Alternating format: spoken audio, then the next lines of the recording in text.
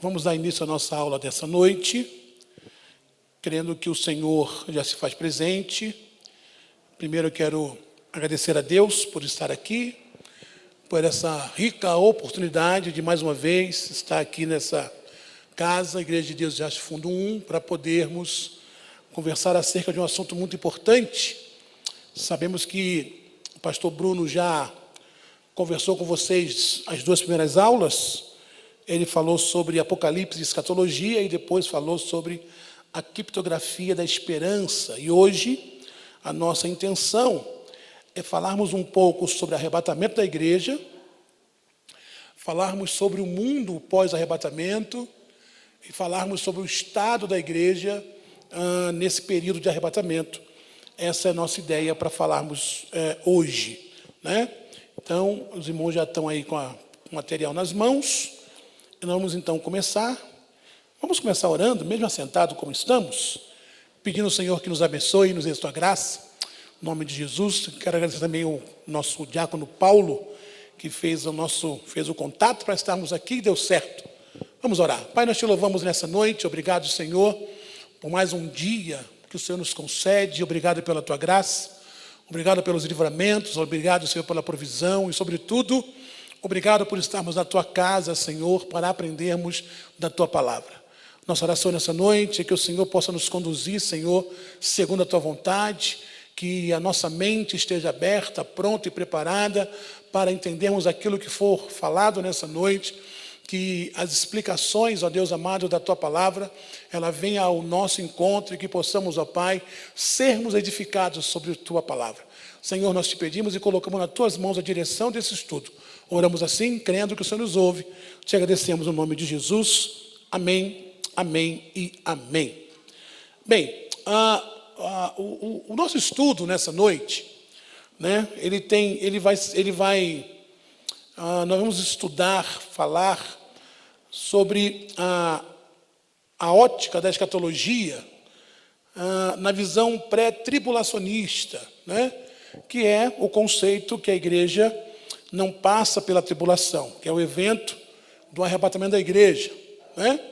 Vamos falar sobre os seus fundamentos escatológicos, sobre distinções hermenêuticas em relação à segunda vinda de Cristo e quais são as consequências que esse evento, de forma imediata, traz para o mundo e para a comunidade dos salvos. Iremos também falar como base numa leitura dispensacional, esse é nosso foco hoje. Vamos investigar então o papel do arrebatamento como sendo um ato soberano de Deus, né? O arrebatamento da igreja como um ato soberano, que o arrebatamento nada mais é o fato de Deus retirar a sua igreja da terra, né? Antes então da manifestação da ira divina, que é o período que nós conhecemos como grande tribulação. Então, essa é a nossa abordagem hoje. Então, como diz aí a nossa apostila, então, também vamos abordar o local da igreja arrebatada. Quando a igreja for arrebatada, para onde ela vai, né? Vai fazer o quê? Há um arrebatamento, essa igreja vai fazer o quê? Vai para onde? Então, nós iremos abordar o local aonde essa igreja vai estar, né? Falarmos também sobre o que vai estar acontecendo de forma simultânea, tanto no local espiritual como na terra, que são os juízos e as obras, as celebrações celestiais. Vamos correlacionar esses eventos com o caos escatológico que vai estar sendo instaurado no mundo logo após a retirada da igreja da terra. Bem, então é isso que nós vamos conversar hoje, nessa noite, certo? Sobre o arrebatamento. Vamos lá, então. Então, a doutrina do arrebatamento, eu estou aqui na introdução dessa apostila, tá? Você que tem a apostila, na introdução dessa apostila aí. A doutrina do arrebatamento, embora ela tenha outras, ela compartilhe diferentes tradições, nós sabemos que quando se fala de escatologia, nós temos várias versões, várias interpretações, várias teorias, né? Ou várias escolas interpretativas. Então, quando se fala de arrebatamento, o arrebatamento também tem várias escolas interpretativas. Mas nós vamos falar, nosso foco hoje é na visão pré-tribulacionista. Né? Uma visão, uma formulação bem peculiar. Por quê? Porque na visão pré-tribulacionista, que é a visão que nós defendemos aqui na Igreja de Deus, é um evento distinto e anterior à grande tribulação. Então, o arrebatamento da igreja é um evento distinto e anterior à grande tribulação. Quando se fala de arrebatamento, fala-se do momento em que Deus dará a ordem para que Jesus venha buscar a sua igreja na terra. E esse momento, esse arrebatamento, ele acontece, ele antecede a grande tribulação, que é o período narrado na Bíblia, onde haverá 7 anos de governo do anticristo. Então, a grande tribulação, o arrebatamento é esse momento, no qual Cristo, então, retira os crentes da terra de forma súbita, de forma invisível ao mundo, e esse arrebatamento que Cristo faz, essa retirada dos crentes da terra, de forma invisível e súbita, tem a finalidade de livrar a igreja da ira futura. Então, se nós fôssemos dar uma finalidade primária do arrebatamento, seria esse. O arrebatamento tem a finalidade de livrar a igreja da ira futura. Deus determinou um tempo para derramar a sua ira sobre a terra. Tempo esse conhecido como grande tribulação. E Deus resolveu poupar a igreja desse tempo. Então, o arrebatamento é o momento pelo qual Deus livra a sua igreja da ira vindoura. Então, ele vai tirar de forma súbita, de forma invisível ao mundo, a sua igreja, com a finalidade, então, de livrar a igreja da ira futura. Então, essa é a primeira coisa que você precisa saber. Arrebatamento é a retirada da igreja da terra. É o arrebatamento. O que é o arrebatamento da igreja? É a retirada da igreja da terra. Por que Deus faz isso? Porque Deus está livrando a igreja da ira futura. Deus está poupando a igreja da ira futura. Então, nós vamos falar sobre isso, né? Falar sobre isso, sobre esse momento, que é o ápice da igreja. O arrebatamento é o ápice da igreja. Todos nós estamos esperando esse momento. O arrebatamento, que é a tirada da igreja. Então, tópico 1 aí da sua revista, ou da sua apostila, que são os fundamentos bíblicos e exegéticos do arrebatamento. Tá? A doutrina do arrebatamento é fundamentada em quê? Quais são os fundamentos bíblicos que sustentam a doutrina do arrebatamento? Que Cristo vai voltar, que Cristo vai arrebatar a igreja, que Cristo vai tirar a igreja da terra.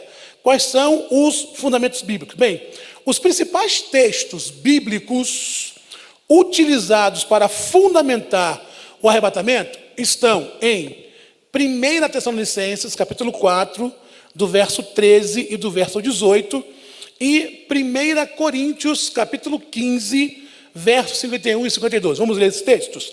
Esses textos são os textos, não são os únicos, mas são os textos fundamentais que sustentam a retirada da igreja da terra. São os textos que fundamentam a doutrina do arrebatamento. 1 Tessalonicenses, capítulo de número 4, do verso 13 ao verso 18. Diz assim o apóstolo Paulo: não queremos, porém, irmãos, que sejais ignorantes acerca dos que dormem, para que não vos entristeçais com os outros que não têm esperança. Porque se cremos que Jesus morreu e ressurgiu, assim também aos que dormem, Deus, mediante Jesus, os tornará a trazer juntamente com ele. Versículo 15.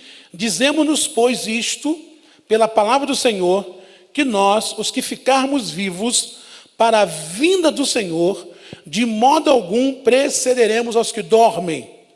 Porque o Senhor mesmo descerá do céu com um grande brado, a voz do arcanjo, ao som da trombeta de Deus, e os que morreram em Cristo ressuscitarão primeiro. Depois nós, os que ficarmos vivos, seremos arrebatados juntamente com eles nas nuvens ao encontro do Senhor nos ares. Assim estaremos para sempre com o Senhor. Portanto, consolai-vos uns aos outros com esta palavra.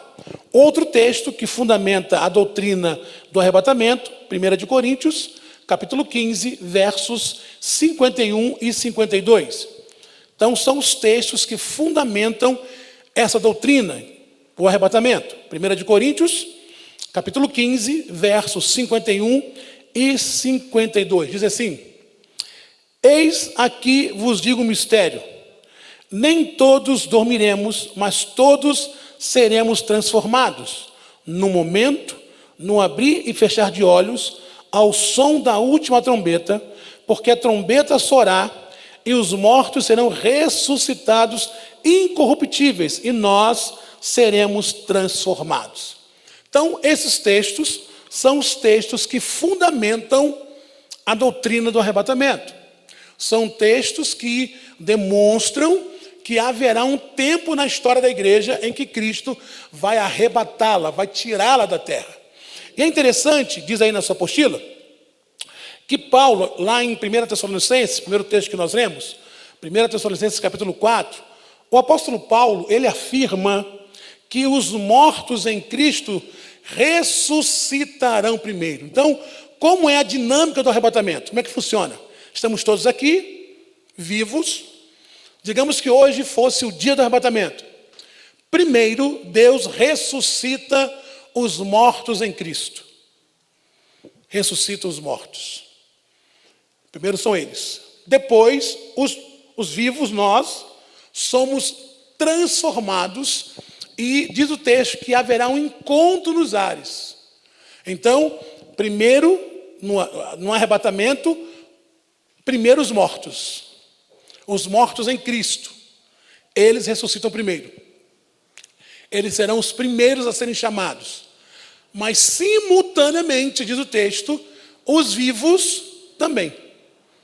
Então, é um arrebatamento simultâneo.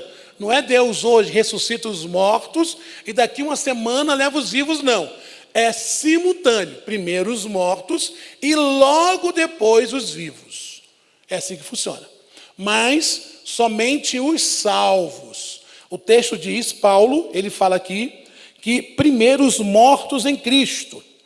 1 Tessalonicenses 4,16 diz que os mortos em Cristo ressuscitarão primeiro. E quando Paulo diz os mortos em Cristo, Paulo não está limitando essa expressão apenas aos crentes do Novo Testamento, não. Há uma corrente aí que diz que quando Paulo refere-se mortos em Cristo, Paulo está se referindo apenas aos mortos do Novo Testamento para cá.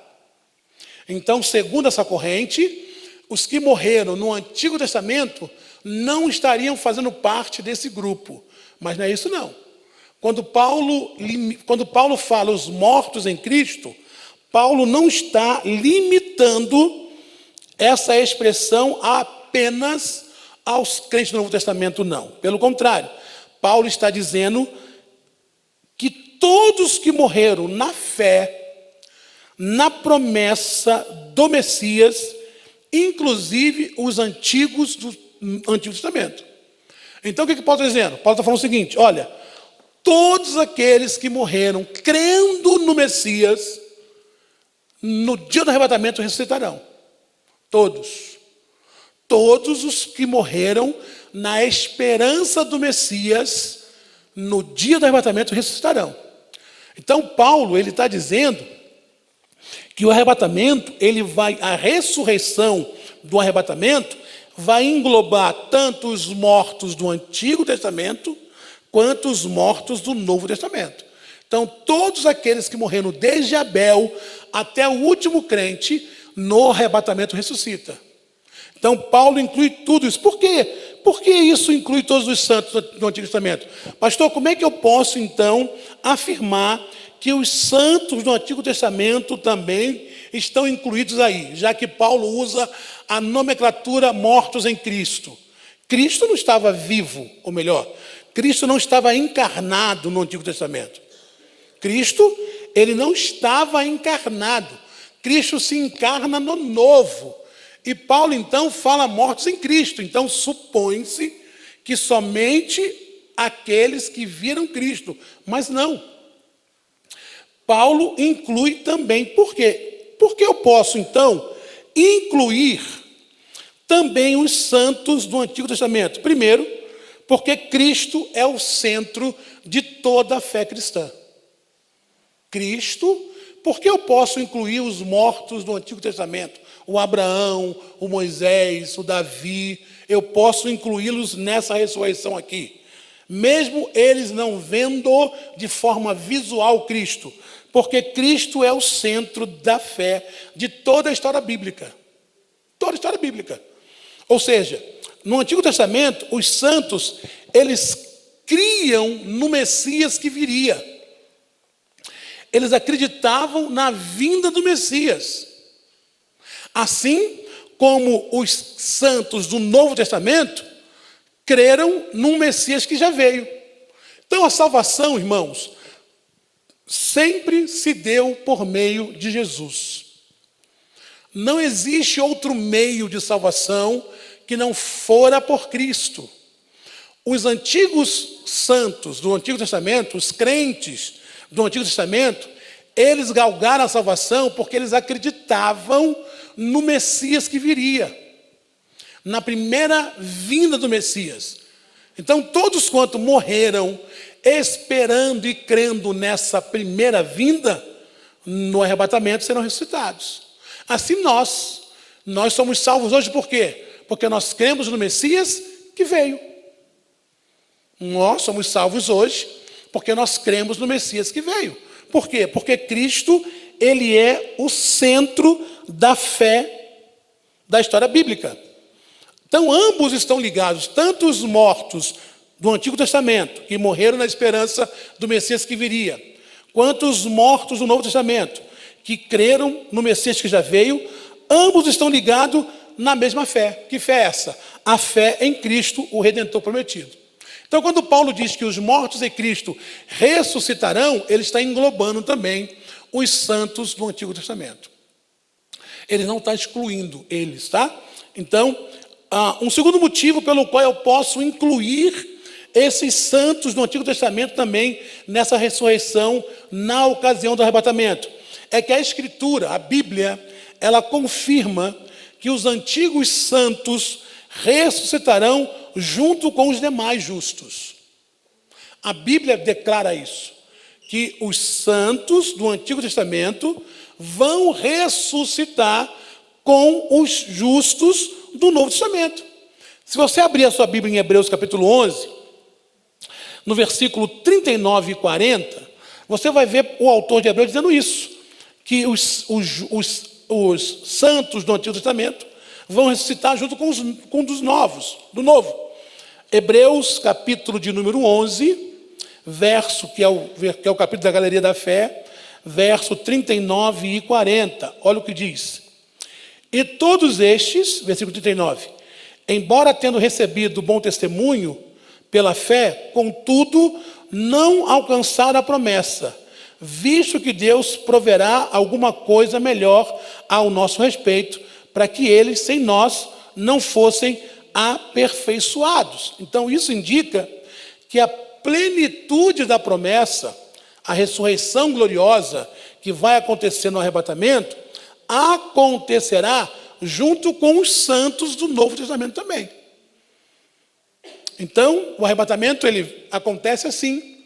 Cristo vem, primeiro os mortos em Cristo, tanto do Antigo quanto do Novo, ressuscitam primeiro.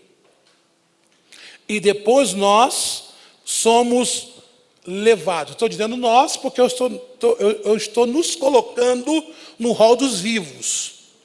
Estou partindo da primícia que quando Cristo voltar, eu e você ainda estaremos vivos. Amém? A não ser que você queira estar morto, aí é por conta e risco. Mas eu estou colocando nós, tá? Então, Paulo, quando fala mortos em Cristo, ele está incluindo também os mortos do Antigo Testamento. Já em 1 Coríntios, né, Paulo afirma, voltando aqui para a apostila, Paulo afirma que os mortos em Cristo ressuscitarão primeiro e os vivos serão arrebatados. Os vivos serão arrebatados para encontrar o Senhor nos ares. E aí, a palavra arrebatado aí, ela é a palavra grega harpazo. Né? A palavra arrebatados aí é a palavra grega harpazo. A palavra grega harpazo indica uma ação repentina, uma ação irresistível e externa ao agente que sofre o ato, sugerindo então um ato divino de retirada. Ou seja, o arrebatamento é uma atitude exclusiva de Deus. Não somos nós que determinamos o tempo, a hora, o momento, o jeito, não. A palavra harpazo indica uma ação repentina, irresistível, independente do agente, de quem está acontecendo. Por quê? Porque quem faz é o próprio Deus. Então, nós não temos como precisar um dia, uma hora, um momento, uma data. Não, porque isso está confinado à soberania de Deus. O arrebatamento é um ato exclusivo de Deus. Não compete a mim marcar data, dizer quando vai ser. Qualquer tentativa nesse sentido é mentirosa. Qualquer tentativa nesse sentido é falaciana. Por quê? Porque o arrebatamento é uma ação repentina, irresistível e externa ao agente. Ou seja, é um ato divino de retirada. Então, vai acontecer a qualquer momento, dentro da hora que o próprio Deus designou para acontecer. Essa retirada, essa tirada com violência. Já lá em 1 Coríntios, capítulo 15, que nós lemos, que é uma outra base bíblica para a doutrina do arrebatamento, o apóstolo Paulo, ele descreve que esse momento, que esse arrebatamento, vai acontecer no momento. Ele vai acontecer num abrir e fechar de olhos. É o que diz o texto, que esse arrebatamento vai acontecer no momento, num abrir e fechar de olhos. Ou seja, a palavra grega aí para momento é átomos. A palavra grega aí para momento é átomos. E essa palavra átomos, ela indica um intervalo indivisível de tempo que exclui qualquer processo evolutivo ou simbólico. Assim, o arrebatamento é concebido como evento literal e instantâneo. Ou seja, o arrebatamento é algo literal, vai acontecer. Vai acontecer. O arrebatamento é algo literal. Ele vai acontecer. Ah, pastor, mas desde menino eu ouço falar disso. Pois é, ele vai acontecer. É algo literal e algo instantâneo. O arrebatamento é algo instantâneo, é violento, é rápido. Por isso que Paulo usa a palavra átomo, momento. O que é um momento, irmãos? O momento é a parte indivisível do tempo. Você não divide um momento. Você divide hora. Como é que você divide o tempo? O tempo é dividido em mês, anos, dias, horas, minuto, milésimo de minuto, centésimo de minuto. Mas você não divide o momento. O momento é a parte indivisível do tempo. Por quê? Porque é algo rápido, é algo instantâneo. Momento. Então, o arrebatamento é isso. É isso, você está pronto. Por quê? Porque é instantâneo, é um momento, Então, quando Paulo diz que é um abrir e fechar de olhos, Paulo está tentando passar para mim e para você que esse momento de arrebatamento é algo que não tem como dividir, precisar. Momento. Por isso que tem que estar pronto todo o tempo. Todo o tempo. O arrebatamento não vai ser assim, ó. Deus primeiro vai arrebatar os crentes da Ásia e depois arrebatar os crentes da América. Não. Não vai ser assim. Primeiro Deus arrebata os crentes do Riacho Fundo 1, aí depois arrebata os crentes do Paranoá. Não. É um momento. Não tem esse negócio. Fala assim, fulano, você ficou sabendo? O quê? Sumiu uns crentes lá no Riacho Fundo. Então Jesus está voltando. Não é assim não. Momento. Rápido. Então o arrebatamento é esse tirar com violência. É esse tirar com violência. Isso é o arrebatamento. Tá? É algo indescritível. Algo que você, por mais que você procure uma descrição dele, você não tem. Então Paulo, ele não conseguiu encontrar uma descrição que fosse precisa para esse momento. Então ele fala assim, é um momento. Comparado a um abrir e fechar de olhos. Só que quando Paulo diz abrir e fechar de olhos, o que Paulo tem em mente é o pisco. Sabe a piscadela? Algo assim, que você pisca sem saber. Porque a piscadela é um mecanismo de defesa dos seus olhos. Porque se você não piscar, você não lubrifica os teus olhos. Então, quando os olhos percebem que ele está seco, ele dá um sinal e você pisca, para lubrificar os seus olhos. E diz alguns aí que você pisca mais de 20 mil vezes por dia.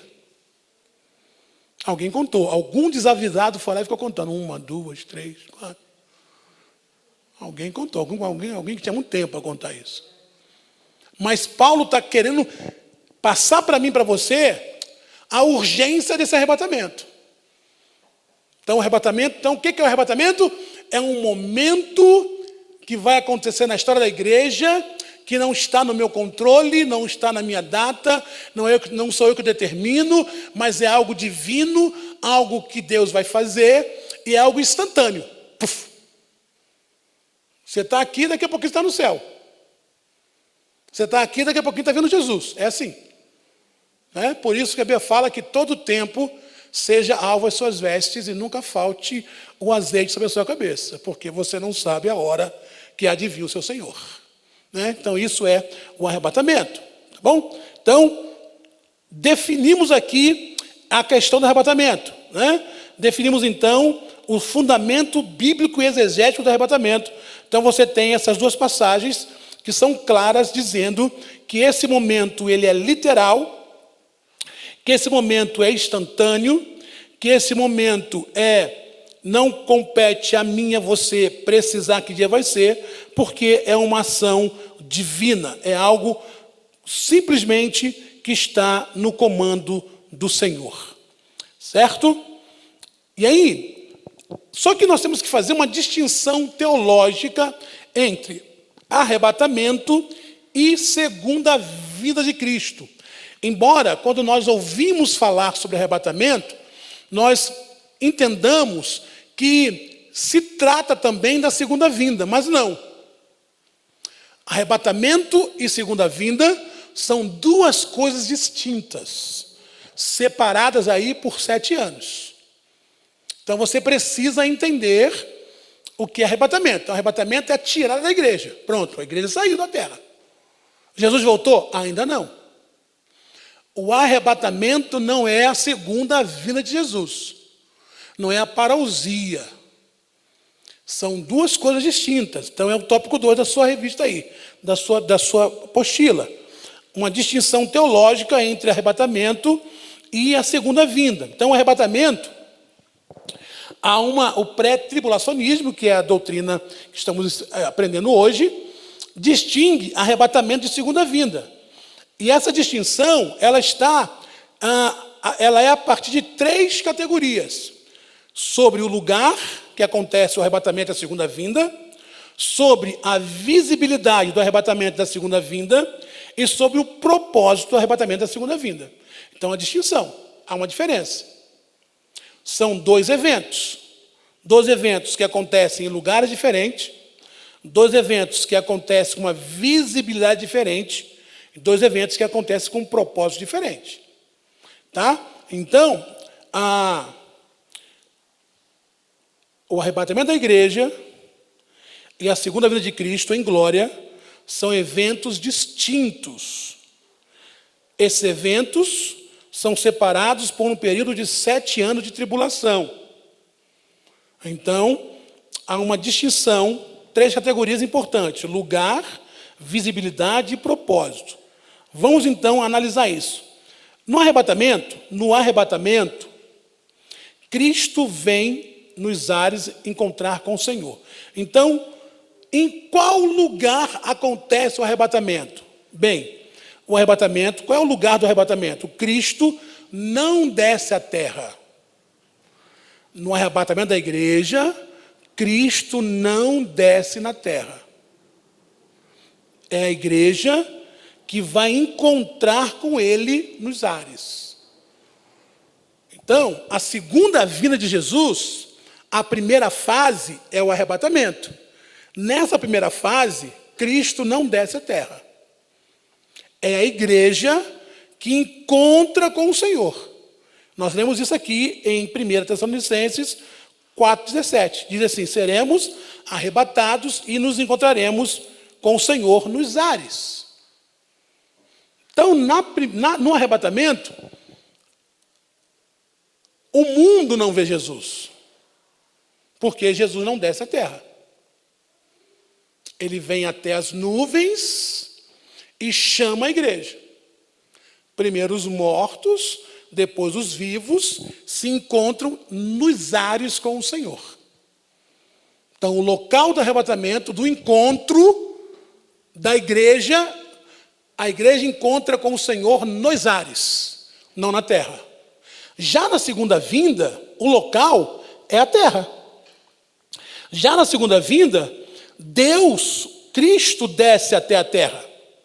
Na segunda vinda, diz aí a sua apostila, já na segunda vinda, Cristo desce para julgar e instaurar o milênio. Então, na segunda vinda, ou seja, 7 anos depois, Cristo veio e arrebatou a igreja subiu. 7 anos de tribulação. 7 anos depois, aí acontece a vinda de Jesus. Aí Cristo vem de forma física e desce à terra. Então coloca na sua cabeça aí. Existem 2 eventos. Primeiro é o arrebatamento, que é invisível, aonde Cristo não desce à terra, aonde a igreja é que encontra com ele nos ares. 7 anos depois que passa a tribulação, é que Cristo então vem pela segunda vez. Então a segunda vinda dele é visível. Ele desce fisicamente até a terra e coloca os pés dele, segundo a Bíblia, no Monte das Oliveiras. Diga. Pode. Esses 7 anos que está aí, né, na Apocalipse, é contado da forma que a gente conta um ano aqui no Ocidente? Tem uma parte aqui que eu vou falar só sobre isso. Só dá uma seguradinha, para não dar spoiler. Mas quando eu entrar na tribulação, claro que eu não vou entrar, mas quando eu entrar aqui, eu vou entrar só na tribulação, só no estudo. Quando eu entrar aqui no estudo, eu explico. Mas são 7 anos, 7 anos. Tá? São 7 anos contados mesmo. Tá? Então, 2 momentos. Primeiro arrebatamento, aonde acontece? Nos ares. Cristo vem e chama a igreja. E a igreja encontra com ele nos ares. Há um período de 7 anos. Após 7 anos, então, acontece a segunda vinda. Então, já resolvemos o local. O local, então, Então, se fosse uma provinha, se eu colocasse na provinha lá, em qual local acontece o arrebatamento? Nos ares. Nos ares. Por quê? Porque no arrebatamento, Cristo não desce à terra. No arrebatamento da igreja, é a igreja que encontra com Cristo. Cristo vem até um certo local e a igreja então encontra com ele nos ares. Na segunda vinda, Cristo desce à terra. Aí sim, fisicamente. Bem, a segunda categoria sobre esses dois eventos é a questão da visibilidade. No arrebatamento, o evento é invisível para o mundo, apenas percebido pelos salvos. No arrebatamento, o mundo não vê Jesus. Não vê, é invisível para o mundo. O mundo vai sentir a falta. Fulano sumiu. E fulano desapareceu. Mas é invisível. O mundo percebe, mas não vê. Por quê? Porque o arrebatamento somente envolve Cristo e a igreja. Então, é o chamado arrebatamento secreto, invisível. Então, em questão de visibilidade, o arrebatamento é invisível. Ou seja, somente percebido pelos salvos. E aí é comparado com um ladrão de noite. Súbito, silencioso e inesperado. Abra sua Bíblia aí, 1 Tessalonicenses, capítulo 5, versículo 2. 1 Tessalonicenses 5, 2. Olha o que diz o texto. 1 Tessalonicenses 5, 2. Eu vou ler o primeiro e o 2, tá? Tessalonicenses, capítulo 5, versículo 1 e o versículo 2. Mas, irmãos, acerca dos tempos e das épocas, não necessitais que vos escreva, porque vós mesmos sabeis perfeitamente que o dia do Senhor virá como vem o ladrão de noite. Ou seja, vem de forma súbita, silenciosa e inesperada, invisivelmente.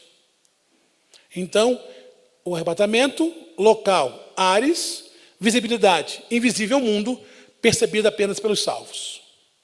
Por quê? Porque Cristo não desce à terra. Cristo não vem à terra. Tá?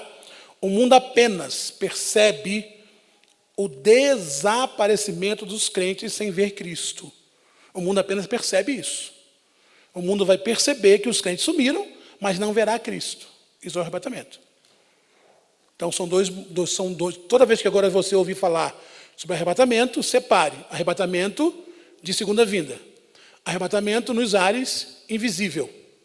O mundo percebe os crentes sumindo, mas não vê Jesus.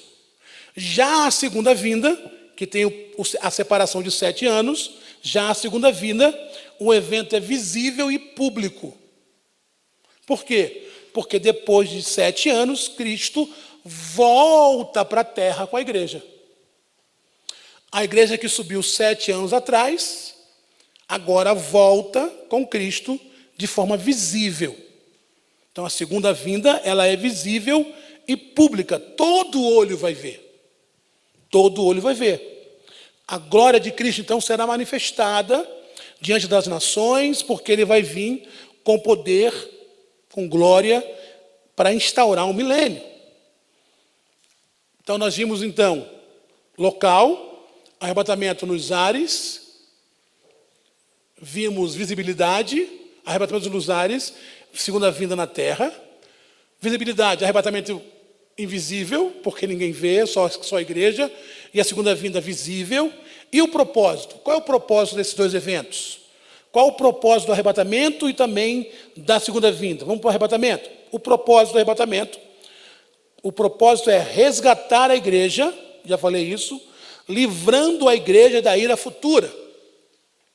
Então, o propósito de Deus em arrebatar a sua igreja é livrar essa igreja da ira futura. Você encontra isso em 1 Tessalonicenses, capítulo 1, versículo 10, Apocalipse, capítulo 3, versículo 10. Outro propósito do arrebatamento ressurreição e transformação dos crentes. Porque Paulo vai dizer lá em 1 Coríntios capítulo 15, que o que é mortal se reviste de imortalidade, o que é corrupto se reviste da incorruptibilidade. Então, o segundo propósito é transformação. Porque o crente ele tem 4 estágios. Quando você aceita Jesus, você passa por 4 estágios. 3 aqui na terra e 1 quando você for para o céu. Na terra, aceitei Jesus. Então eu sou regenerado, justificado e santificado. Eu me torno regenerado, perdão, me torno justo, inocente e me torno santo na terra. O 4º processo acontece no arrebatamento, que é a glorificação do corpo. O que é mortal, meu corpo mortal, é revestido de imortalidade. O meu corpo que é corrupto é revestido de incorruptibilidade. Então, o propósito do arrebatamento também é restaurar e transformar o corpo do crente. Já a segunda vinda, qual é o propósito da segunda vinda? É Jesus trazer juízo sobre as nações e sobre o anticristo. O propósito da segunda vinda é estabelecer o reino milenar dele aqui na terra e liderar Israel, que vai clamar bendito o que vem em nome do Senhor. Então, vimos que o arrebatamento e a segunda vinda são 2 eventos diferentes. 2 eventos. Se prepara para o arrebatamento, para depois voltar com Cristo na segunda vinda. Tá? Então, são 2 eventos diferentes. Quando você ouvir falar de arrebatamento, o arrebatamento não é a segunda vinda. Assim como o arrebatamento não é o fim do mundo. O mundo continua depois do arrebatamento. O arrebatamento é apenas Cristo tirando a igreja do que vai acontecer 7 anos aqui na terra. Tá? Então, o arrebatamento é isso. É Cristo tirando os crentes, poupando os crentes da grande tribulação. Que é o período onde o anticristo vai estar governando com mão de ferro aqui na terra. Tá bom? Então... Torturados e mortos por amor a Cristo, isso já é uma ira. Aí a senhora falou a palavra certa. A grande tribulação é a ira de Deus sobre o mundo. Por quê? Porque as pessoas estão morrendo por amor a Cristo. Entende? Então, assim, hoje, os países que são muçulmanos, que matam cristãos, por causa desse amor a Cristo, Deus, na tribulação, derrama a sua ira sobre o mundo. Então, essa ira Deus poupa do seu povo. Porque quem morre hoje, morre por amor. Então, por causa dessa entrega, Deus fala assim, vou derramar minha ira. Entendeu? Não é a ira de Satanás contra aquele Isso. E a ira de Deus. Porque quem morre hoje, porque está pregando fora, está sendo torturado, ele está sendo torturado por amor a Cristo. Vai ser recompensado por isso. Ele vai ser tão recompensado que no arrebatamento ele vai ver Cristo primeiro do que eu. Ele vai ser revestido primeiro do que eu. Mas por causa da morte dele, Deus se irou. Aí Deus reservou então um período onde ele, o próprio Deus, vai derramar a sua ira sobre a terra. Aí isso Deus não quer que a igreja sofra. Entendeu? Vamos lá então. Seguindo. Então, 2 eventos distintos. Primeiro, o arrebatamento, nos ares, invisível, com o propósito de livrar a igreja da ira vindoura. Já a segunda vinda, visível, fisicamente, na terra, com o propósito de instaurar, primeiro julgar Israel e o anticristo, e depois instaurar um milênio aqui na terra, que são 1000 anos de paz. Tá? Então, voltando aqui para a nossa apostila, quando fala sobre a questão aí,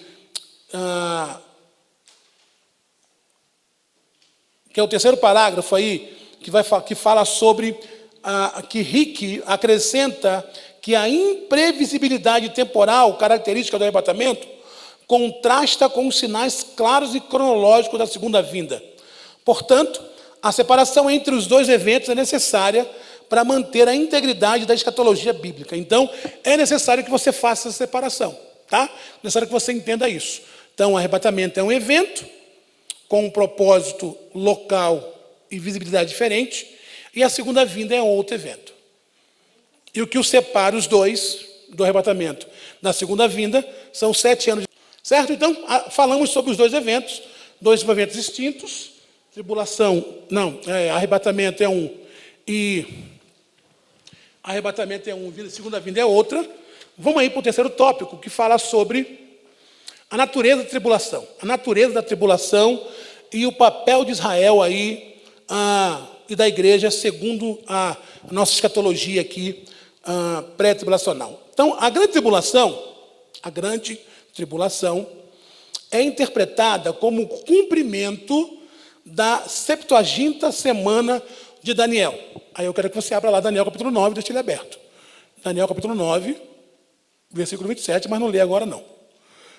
Então, a grande tribulação, ela é interpretada como sendo a 70ª semana de Daniel, que foi destinada primeiramente ao julgamento das nações e à restauração escatológica de Israel.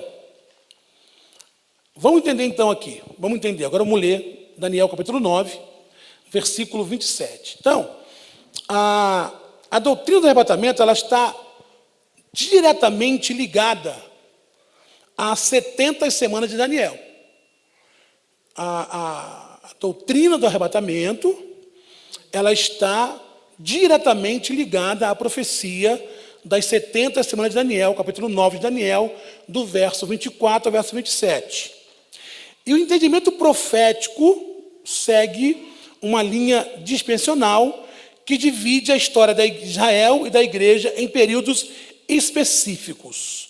Vamos lá então, versículo 24 de Daniel 9 diz assim, versículo 24. 70 semanas estão determinadas sobre o teu povo, que é Israel, e sobre a sua cidade santa, que é Jerusalém. Então, diz o texto seguinte, que Deus apareceu para Daniel e fala assim, Daniel, 70 semanas estão determinadas sobre o teu povo. Que povo? Israel. Daniel não fazia parte da igreja. Daniel fazia parte de Israel. Então, essas profecias, elas foram direcionadas para Israel. Isso é crucial para você defender o arrebatamento pré-tribulacional. Crucial. Para você entender isso. A igreja não é o povo de Daniel. A igreja não é o povo de Daniel. O povo de Daniel é quem? Israel. Por quê? Porque há uma distinção entre igreja e Israel. As pessoas falam assim, eu sou Israel de Deus. Não, não é. Você não é Israel de Deus, você é igreja. Eu sou Israel de Deus. Não, você não é Israel de Deus. Você é igreja, você não guarda sábado. Você não faz sacrifício de animal. Você não usa talite de oração. Você não faz festa de tabernáculo, primícia, Pentecoste, nada disso. Então você é igreja. Quando Deus falou assim, Daniel, 70 semanas estão determinadas sobre o teu povo, sobre Israel e sobre a sua cidade. Qual a cidade de Daniel? Jerusalém. Então isso é crucial. Por quê? Porque Daniel, a igreja, não é o povo de Daniel. Logo, a igreja não está inclusa na contagem das semanas. Não está inclusa. Deus está dizendo assim, 70 semanas, eu determinei, são semanas proféticas, viu, irmão? São semanas de anos. Cada semana, 7 anos. Então, são semanas de anos. Então, 70 semanas, 490 anos. Né? Então, é como Deus está falando para Daniel, assim, Daniel, eu determino para Israel 490 anos de história. Só que eu vou dividir essa história em 3 períodos. Primeiro, uma semana. Vamos ler. Primeira semana, versículo 24, 25. Sabe e entende. desde a saída da ordem para restaurar e para edificar Jerusalém, até ungido o príncipe, haverá 7 semanas.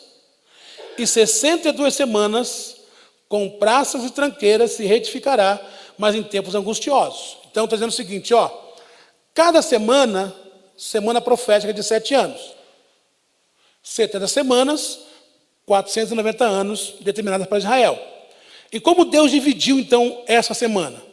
Primeira fase, 7 semanas, que são 49 anos. É o que ele diz aqui, Sabe, entende, desde a saída da ordem para restaurar e edificar Jerusalém, até ungido, o príncipe haverá 7 semanas. 7 semanas. Então, primeira fase, 7 semanas. Então, da restauração de Israel até o ungido, 7 semanas. Aí ele vai dizer, a segunda fase, aí ele vai dizer, segunda fase, haverá 7 semanas e 62 semanas. Então, haverá 7 semanas, mais 62. Então, contabilizando 69 semanas. Ou seja, 434 anos. 434 anos, 69 semanas. Só que haverá um intervalo. Olha o que diz o texto. Versículo 27. 26. E depois de 62 semanas, será cortado um ungido, e nada lhe subsistirá. E o povo do príncipe que há de vir destruirá a cidade e o santuário. E o seu fim será como inundação. Até o fim haverá guerras, estão determinadas assolações. Então diz o texto que nas 69 semanas haveria um intervalo profético. Ou seja, o relógio profético ia parar. Então, o que acontece? Após a morte do Messias, a profecia faz uma pausa. Então, da restauração de Jerusalém, lá de Neemias capítulo 2, que quando Neemias recebe ordem para restaurar os muros, até a morte de Jesus, 69 semanas. Na contagem profética, 434 anos. Quando Jesus morreu, o relógio profético foi lá e parou. Aí, abriu-se um parêntese no plano escatológico. Que parêntese é esse? A igreja. Então, a igreja hoje é um parêntese na história escatológica. O relógio está parado. Falta uma semana ainda. Falta uma semana. Por quê? Porque nessa lacuna de tempo, a igreja foi introduzida. Algo que Daniel não viu, porque a Bíblia diz que a igreja é um mistério oculto aos Antigo Testamento. Então, não viu. Tá? Não viu.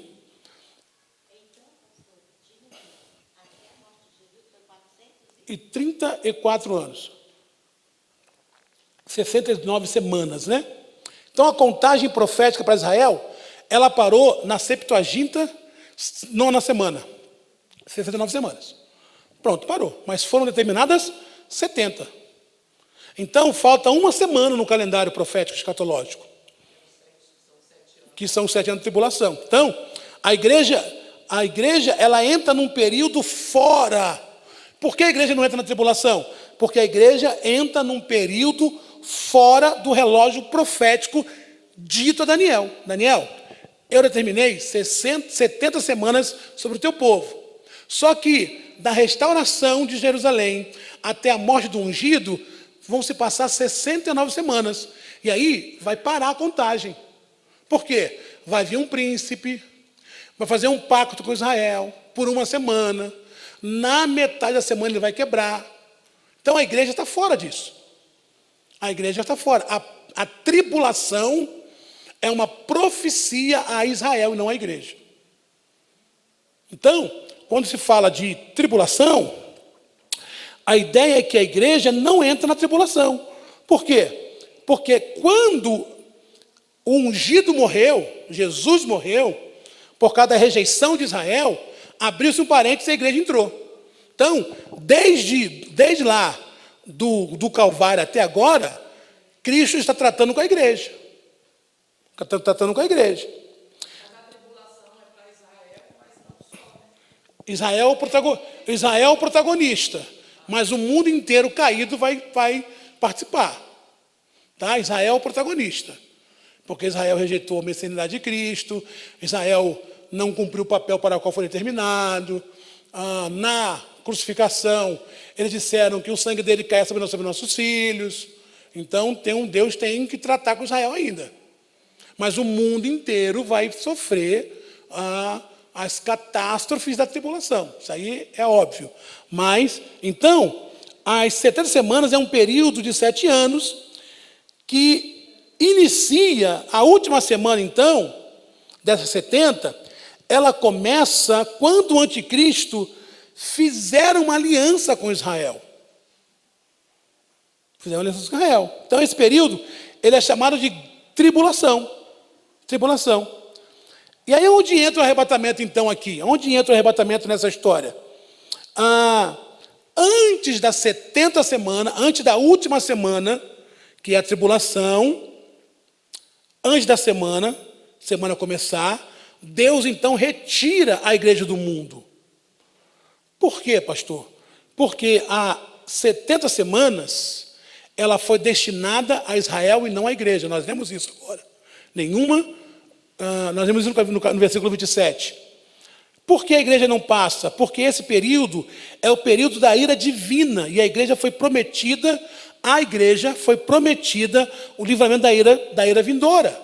Deus disse, lá em 1 Tessalonicenses, capítulo 5, versículo 9, Deus não nos destinou para a ira. Então a igreja está fora. E Apocalipse 3, versículo 10, diz, eu te guardarei da hora da provação que virá sobre o mundo inteiro. E um detalhe mais importante é que Apocalipse, do capítulo 4 até o capítulo 19, não fala sobre igreja. Apocalipse, do capítulo 4 até o capítulo 19, a igreja desaparece do cenário terrestre. Enquanto está acontecendo a tribulação, lá em Apocalipse, você não tem menção de igreja, a igreja não está ali sendo mencionada. Nós estamos lá na boda do Cordeiro, né? Então, a igreja, então, é importante você entender isso, é importante. Então, a grande tribulação é o tempo da ira do Cordeiro. Então, a igreja, a Bíblia, aqui em Tessalonicenses, afirma que a igreja não está destinada à ira, mas à salvação. E essa distinção teológica entre provação histórica e escatológica torna-se, então, o pilar do argumento de que a igreja é tirada antes da tribulação. Certo? Então, a igreja não passa pela tribulação. Não passa. Então, arrebatamento da igreja, a igreja sobe. A igreja vai para o céu. E vai estar onde, pastor? O que vai estar acontecendo? Daqui a pouquinho eu falo para você o que vai estar acontecendo lá. Tá? O que vai acontecendo lá. Então, concluindo aqui essa parte aqui dessa profecia das 70 semanas ligada de forma direta à tribulação. Então, a conclusão profética é a seguinte: 69 semanas já se cumpriram até a morte de Cristo. Pronto, isso é fato. Segundo fato, o relógio profético está parado. Deus agora está lidando com a igreja, que é o período da graça. O relógio parou, Deus está lidando com a igreja. Quando aconteceu o arrebatamento, encerra a era da igreja. Ponto, acabou a era da graça. Aí o relógio profético reinicia novamente, que vai voltar então à última semana, completando então as 70 semanas, começa então o reino do anticristo, que é a tribulação. Então a grande tribulação começa justamente quando a igreja é tirada da terra. Pronto. E aí começa a última semana, que é o período da grande tribulação. Certo? Alguma dúvida até aqui? Alguma pergunta para a gente passar para o tópico 4 aí? Na nossa apostila? É isso aí. Vamos lá então agora, para a gente falar sobre essa questão aí do corpo e tal. Cronologia dos eventos pós-arrebatamento. Após o arrebatamento, o mundo vai entrar numa nova fase escatológica. Né? A ascensão do anticristo. O anticristo aparece. Vai ter o estabelecimento de uma nova ordem geopolítica unificada. haverá o pacto com Israel, haverá a profanação do templo e haverá então a expulsão da verdade. Nos céus, de forma simultânea, a igreja vai participar do tribunal de Cristo para avaliação e recompensa, posteriormente das bodas do Cordeiro, tá? Das bodas do Cordeiro. Então, após o arrebatamento, a cronologia segue essa questão, né? Então, a igreja, ela, enquanto nós estamos no céu, na terra, está acontecendo isso aí. Então, o que acontece? Simultaneamente, o anticristo toma conta da terra, a igreja sobe, enquanto aqui na terra está acontecendo a grande tribulação, nós estamos no céu, participando do tribunal de Cristo, que é o momento da coroação, do galardão, né? Esse tribunal não tem efeito punitivo. Esse tribunal não é para dizer quem vai ser salvo e quem não vai ser, não. Chegou no tribunal de Cristo, tu está salvo. Não tem como chegar lá e falar assim, está fazendo o que aqui, varão? Não, tu não está aqui não, desce. Não, não tem isso. Chegou lá, está salvo. Tá? O tribunal de Cristo é só para salvos. Só que é para galardão, para receber coroa, ser premiado. E logo após, passarmos para as bodas do Cordeiro. Enquanto acontece isso no céu, já com o corpo glorificado, santificado, tendo o mesmo corpo de Cristo, na terra, bagaceira total, grande tribulação, 7 selos, 7 trombetas, 7 taças, juízo de Deus, anticristo, demônio, enfim. Tudo isso acontecendo aqui na terra, tá? Tudo isso acontecendo aqui na terra, como nós vimos na Bíblia, declarado na Bíblia. Então, como é que acontece? Então, a igreja é retirada da terra antes da manifestação da ira divina, os salvos são transformados e levados aos céus, o mundo entra em caos com o desaparecimento repentino de milhões de crentes. Enquanto isso, no céu, nós estamos no tribunal de Cristo. Você encontra esse tribunal em 2 Coríntios 5:10, Romanos 10:14, 14:10, 1 Coríntios capítulo 3, do 12 a 15. Como eu disse, não é um julgamento para condenação, mas para a recompensa e avaliação das obras que nós fizemos aqui na terra. Nesse tribunal, então, a igreja recebe galardões e posições de autoridade para o reino de milênio. Então, você pode voltar como um presidente aqui no milênio. Pode voltar como autoridade bem grande aqui no milênio. E logo após, você, desse tribunal, bodas do Cordeiro, tudo no céu. Tá? A igreja, então, é apresentada como noiva glorificada. Então, há a celebração celestial, enquanto na terra tem a tribulação. Então, na terra tem a manifestação do anticristo, com a retirada da igreja, né, com a retirada da igreja, o anticristo se revela. A igreja saiu, o anticristo se revela. Então, inicia a última semana das 70 semanas de Daniel, com um tratado de paz com Israel. Pastor, e aquele tratado de paz do Trump com o primeiro-ministro de Israel? É a tribulação? Não, irmão. Não. O tratado vai ser diretamente com Israel. Não vai ter um interlocutor, não. O anticristo vai fazer o tratado diretamente com Israel. Então, não se preocupe com esse... Não, se preocupa, mas não é ainda a tribulação, não. Tá? Não é a tribulação, não. Porque o tratado é diretamente com Israel. Diretamente com Israel. É diretamente com Israel. O próprio anticristo tratando com Israel. Mas aí diz o texto que no meio da semana, ele rompe com esse tratado. E aí você tem, em Apocalipse, do capítulo 6 ao capítulo 9, você tem a abertura dos selos, são 7 selos, você tem as 7 trombetas e você tem as taças da ira de Deus. Então você tem o rompimento dos 7 selos, você tem a falsa paz global, o governo mundial surge com o sistema da besta. Aí você tem a grande tribulação instaurada, onde o anticristo, então, rompe a aliança, profana o templo. Isso é o mundo pós-arrebatamento.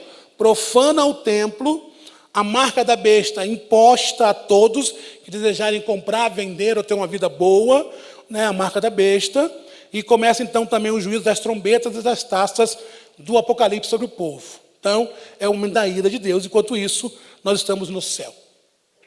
Estamos no céu. Tá? Então, esses são os eventos pós-arrebatamento. Pós-arrebatamento. Tá? São os eventos pós-arrebatamento. E aí, claro que com isso, nós caímos aqui no quinto tópico, que é a condição existencial da igreja arrebatada e a sua participação nos eventos celestiais. Vamos lá. É o nosso quinto tópico.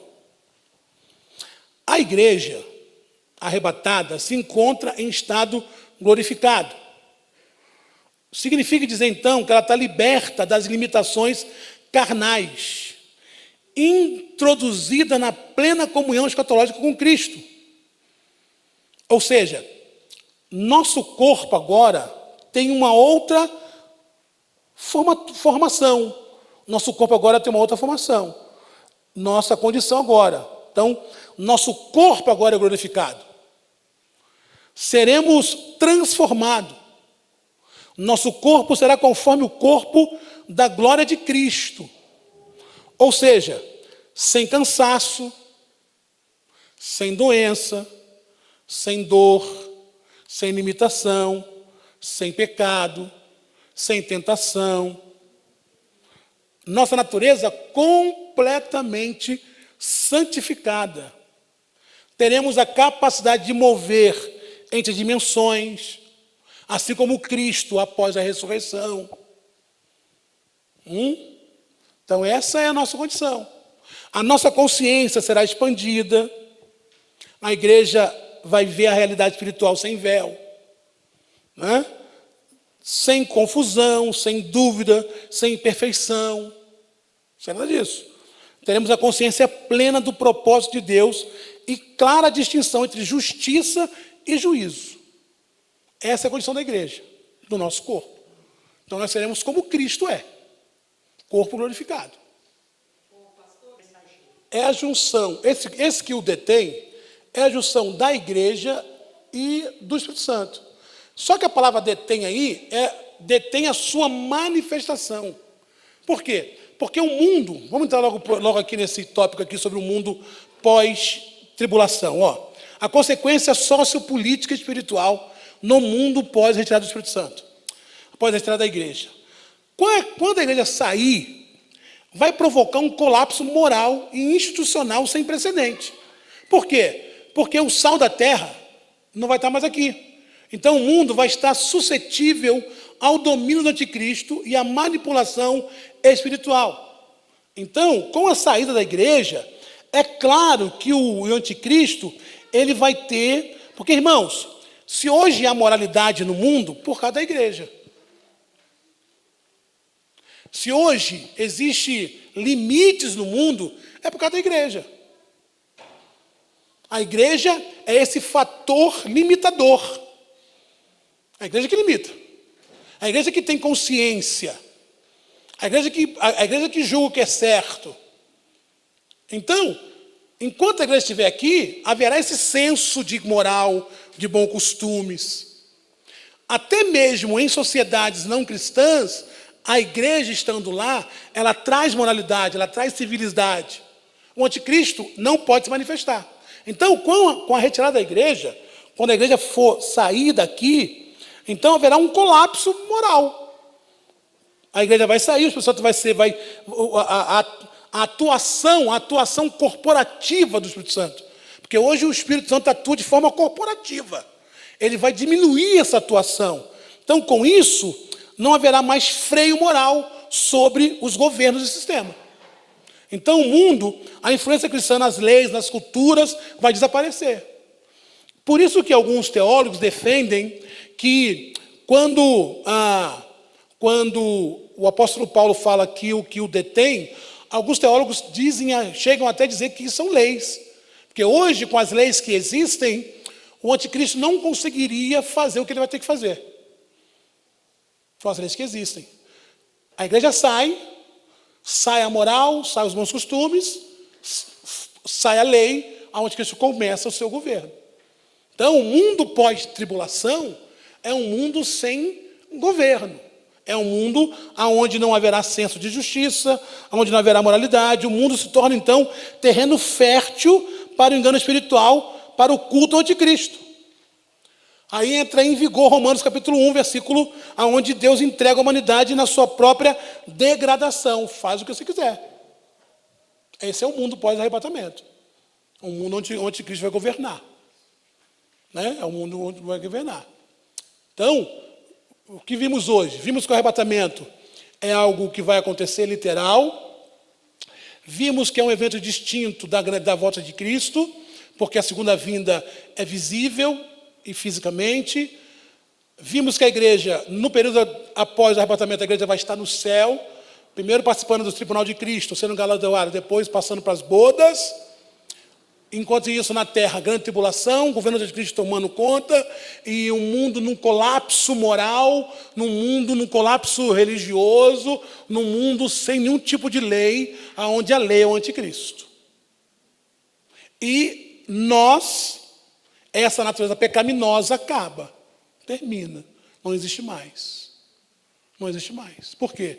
Porque fomos agora glorificados. Não haverá dor, tristeza, morte, limitação, nada disso, nada disso. Pastor, e quando nós voltarmos, depois da tribulação, a gente volta para o milênio? Continua com o corpo glorificado. Continua com o corpo glorificado. Os moradores do mundo no milênio será híbrido. Haverá um povo com corpo glorificado e haverá um corpo com corpo carnal. Milênio, os moradores do milênio, híbrido.